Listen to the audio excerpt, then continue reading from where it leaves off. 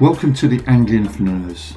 Today, Friday the 25th of February 2022, we're in Crystal Palace. The three of us out today, myself, Cass and Steve, who has a problem with Stratford High Street. It's Steve's turn to decide where we go, so we're in his capable hands today.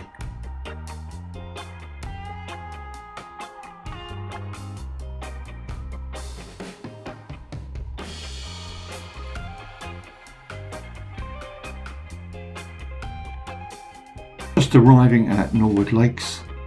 This was a reservoir for the Croydon Canal, which operated between 1809 and 1836 and didn't really flourish. I think its original aims was to go as far north as Rotherhithe and to go south to Epsom, but once the railways became popular, the canals just couldn't compete in terms of cost and in terms of speed of travel, and like canals up and down the country, they were soon doomed to failure.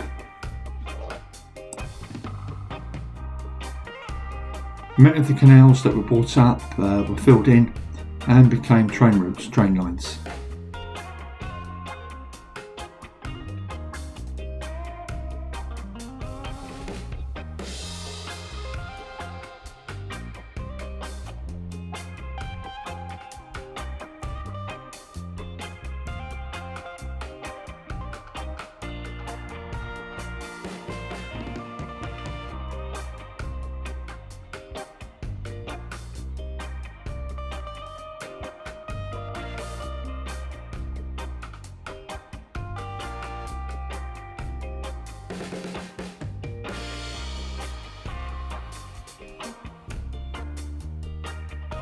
We're walking up the very steep Sylvan Hill, and the top of Crystal Palace is something like 380 feet above sea level, where the TV transmitters are.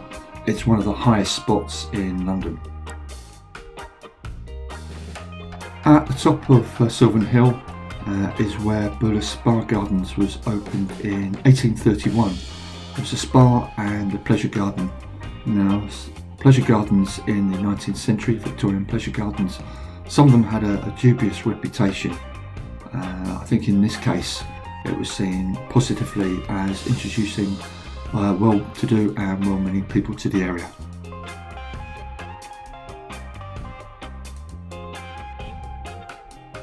The area we're in today is part of the Great North Wood that was mentioned in the Domesday Book of 1086.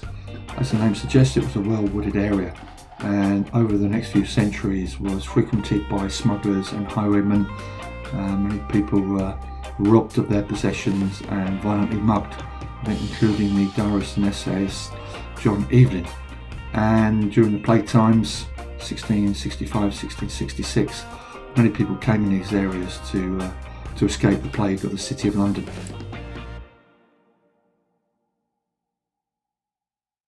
Crystal Palace Park, where we're coming to now, is a Victorian pleasure ground located in the suburb of Crystal Palace, which surrounds the site of the former Crystal Palace exhibition building. We'll talk a little bit more about that as we go on our walk.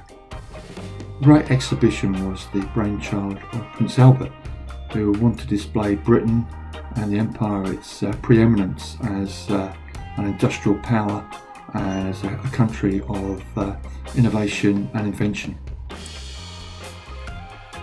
When the great exhibition halls were dismantled, they were taken to Sydenham Hill, and this is really where the place and the name Crystal Palace, this is where it came from.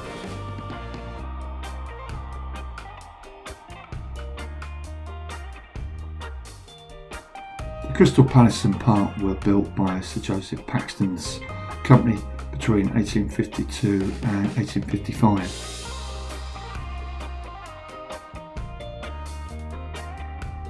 The park was created to be the magnificent setting for the relocated and improved Crystal Palace, which Paxton had built and designed for the Great Exhibition in Hyde Park.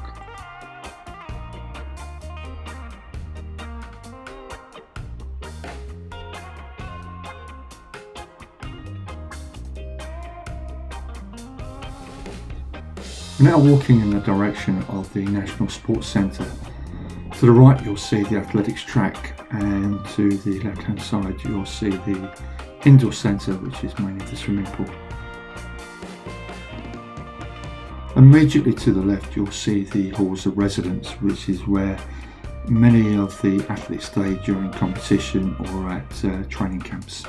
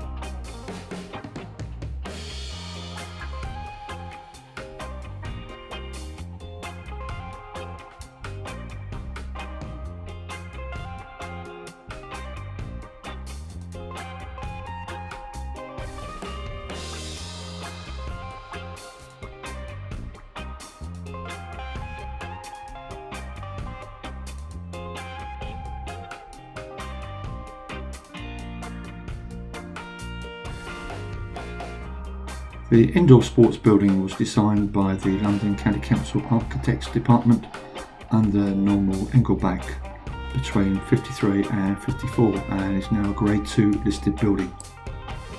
The current athletic stadium, with a seating capacity of 15,500, was built on the site of the old football ground by MJ Gleeson and opened in 1964.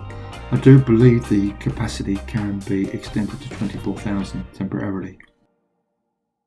There was also a motor racing circuit around Crystal Palace, opened in 1927. I was completely ignorant of the park's motor racing and motorcycling past until Cass told me, and he's just shown me footage of one of the last races at Crystal Palace with the great Murray Walker commentating.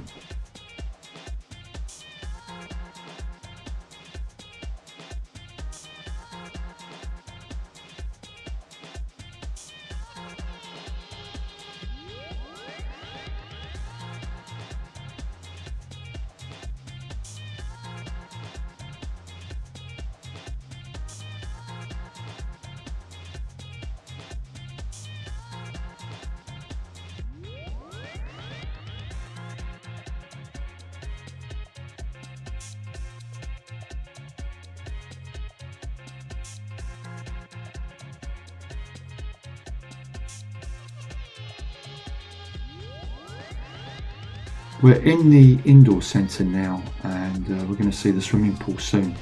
Now, the swimming pool has been empty for about 2 years, and it's due for renovation. And I'm going to show you some articles by the Mayor of London, Sadiq Khan, who has promised something like £50 to £60 million to restore it to its former glories. Now, spent many hours of my life in this place, so it was quite poignant to see it in its present state. Please forgive me if I'm dwelling on some filming of something that might not be of interest to too many people, an empty swimming pool, but I've been competing here since 1973.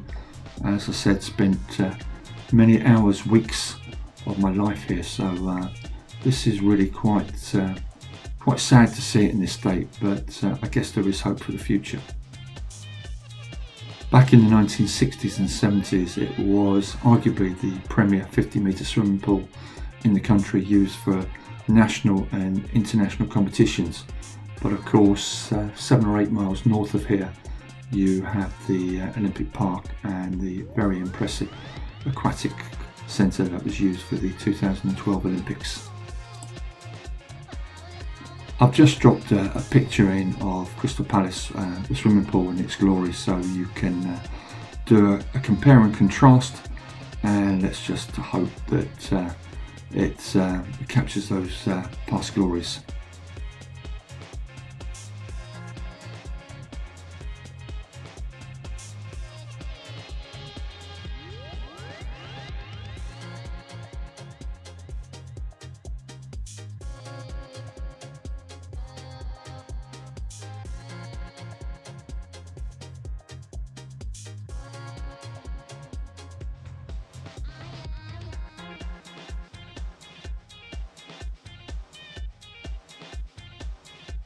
Crystal Palace was arguably, as I said previously, Britain's premier swimming pool in the 60s, hosting many international matches, and I'm just dropping in here.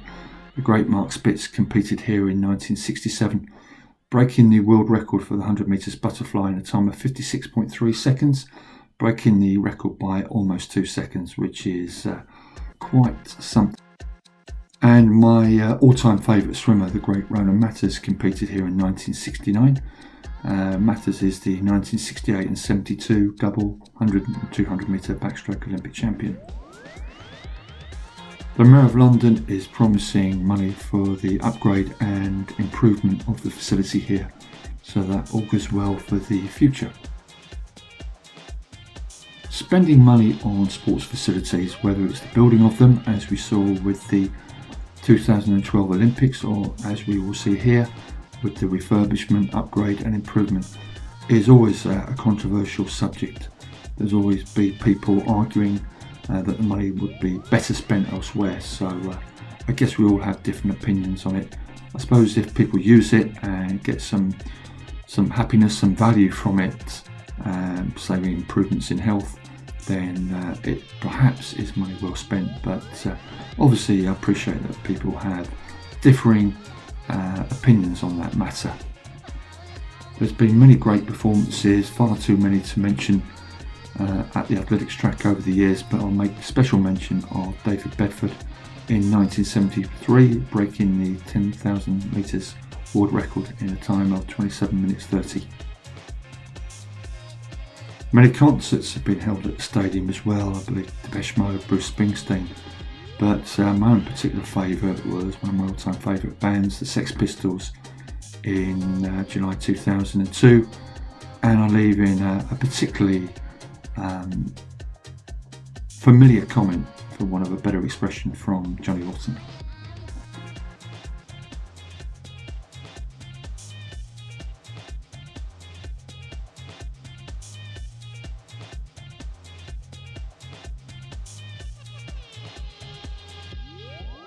Even the great game of cricket has been played here, and I think August the 23rd to the 25th in 1900 a match took place between the MCC and W.G. Grace's London club, and one of the members of the MCC was Sir Arthur Conan Doyle. W.G. Grace was in his 50s at the time, but still managed to score a century, and I think the next highest score in the match was a paltry 36.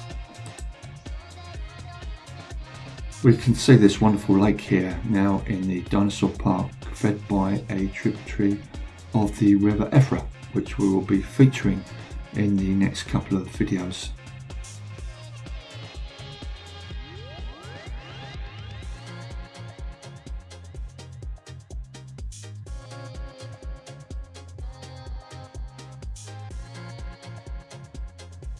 Benjamin Waterhouse Hawkins was the great man who built these dinosaurs. Now, this was the early age of paleontology, and I'm certainly no paleontologist, so I'll go with what the guidebook says here.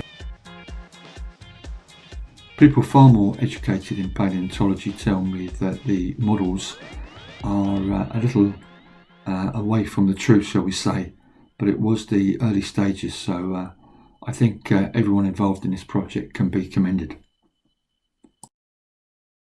I believe Benjamin Hawkins went to New York City to do something similar, but for some reason it didn't work out. I think the models were vandalised and there was some corruption at City Hall, but it never worked out.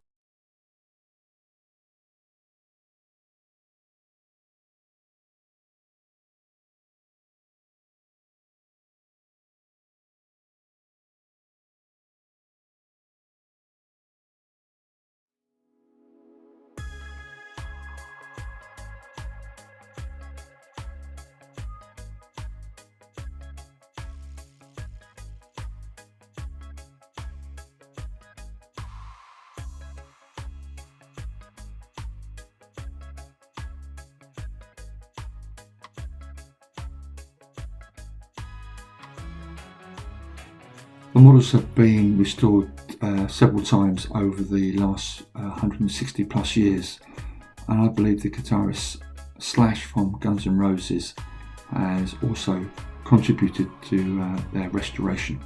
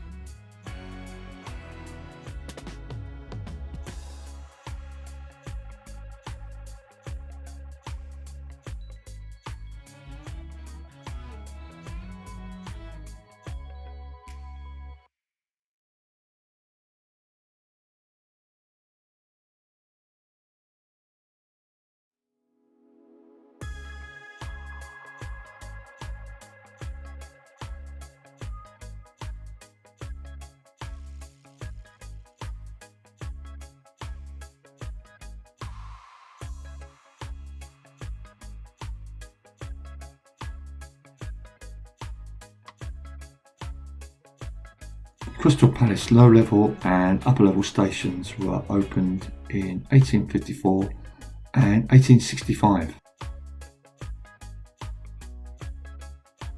The low level station, which is now the main Crystal Palace station, the building we've just seen, was linked to the palace by a 72-foot glass walkway named the Crystal Colonnade.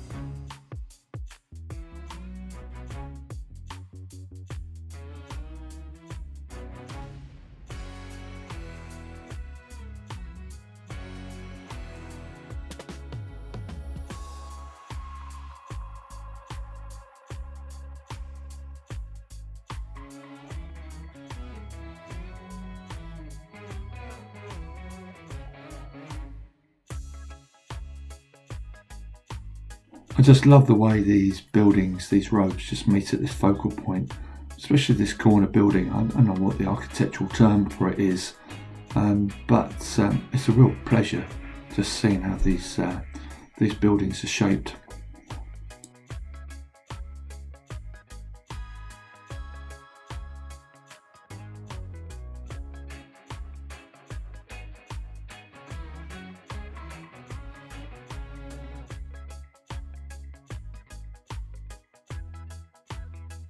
The site of the Vicar's Oak remains the boundary of the modern boroughs of Lambeth, Southwark, Croydon and Bromley.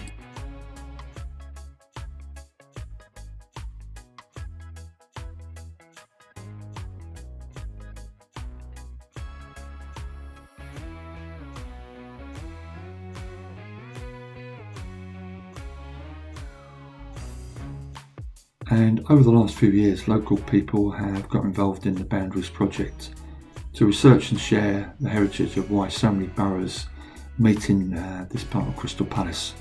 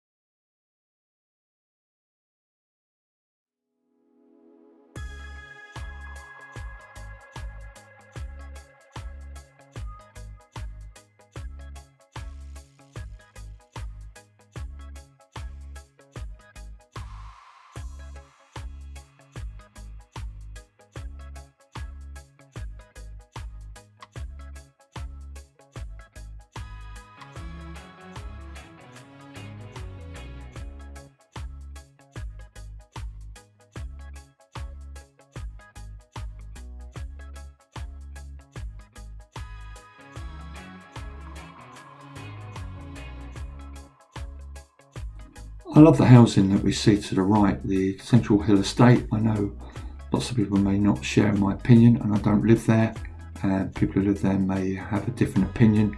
When researching this, it seemed that the area had been beset by some problems with crime, as many areas are, but certainly looking from the outside, it looks quite an attractive place.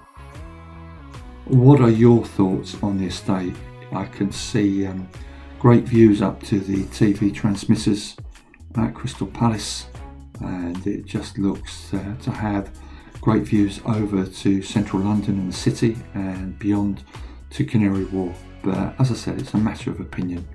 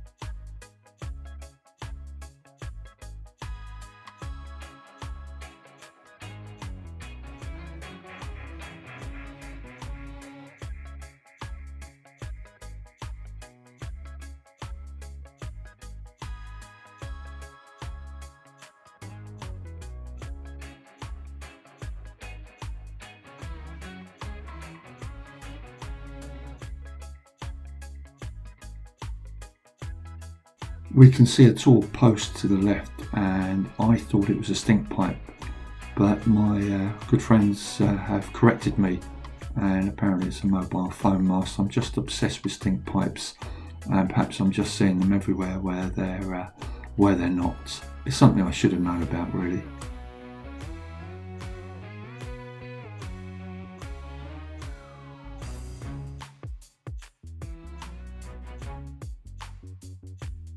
We're at at the Gypsy Hill tap room. The Gypsy Hill brewery is just behind.